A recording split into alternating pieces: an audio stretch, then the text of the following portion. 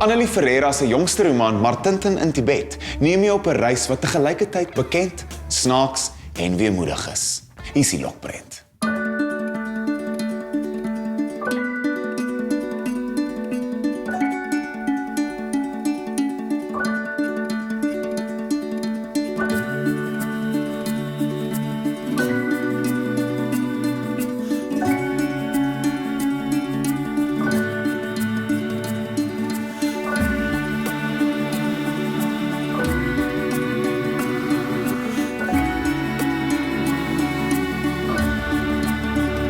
Martintin in Tibet, nou beskikbaar.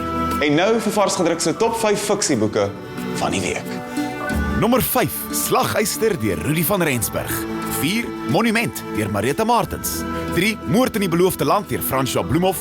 2, Skrapnel deur Irma Venter. En nommer 1, Clara deur Maria Leroux.